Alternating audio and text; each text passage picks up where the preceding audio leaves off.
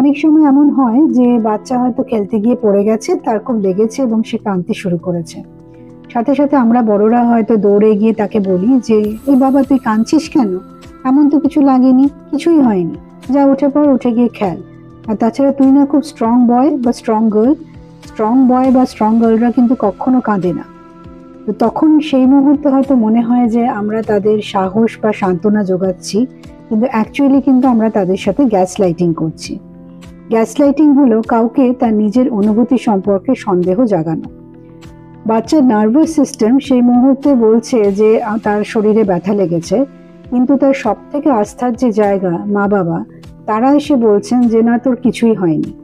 বাচ্চাকে যখন স্বভাবতই ভাবতে বাধ্য করা হয় যে তাহলে কি আমার অনুভূতিগুলো ভুল, এবং এটি যদি লং টার্মে চলতে থাকে, তাহলে কিন্তু আস্তে আস্তে সে একটি আবেগহীন এবং অনুভূতিহীন অ্যাডাল্টে পরিণত হতে পারে, যেখানে সে কোনো ইমোশনসকে স্বীকৃতি দেবে না, কারণ সে নিজস্ব কোনো ইমোশনসকে স্বীকৃতি দিতে জানে না, এবং নিজস্ব কোনো রাগ, দুঃখ, কষ্টকে সে মনে করে যে এটি খুব বাড়াবাড়ি, অ্যাকচুয়ালি কোনো এটা রিয়েল ফিলিংস নয়।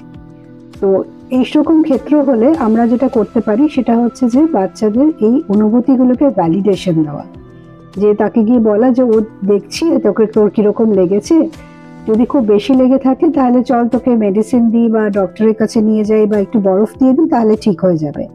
আর যদি দেখেন যে না সেরকম কিছু লাগেনি, তাহলে তাহলে তাকে বলতেই পারেন যে না, অল্প লেগেছে, আমার মনে হয় তুই উঠে খেলতে আবার খেলা শুরু করতে পারবি। তো এই কথাগুলোতে যেটা হয়, বাচ্চা নিজের উপর আস্থা ফেরত পায় এবং সে পুরো সিচুয়েশনটাতে সিকিউর ফিল করে এবং সে নিজেই হয়তো কান্না থামিয়ে দেয়। স্ট্রং হওয়া মানে কিন্তু নিজের ইমোশনসকে ডিনাই করা নয়।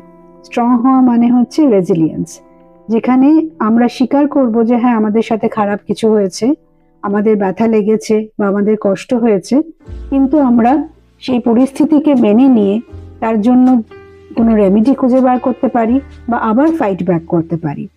তো এই ছোট ছোট ফিলিংস গুলো যদি আমরা ভ্যালিডেট করি, তাহলে হয়তো আমরা অনেক অনেক বেটার হিউম্যান বিং করতে পারবো।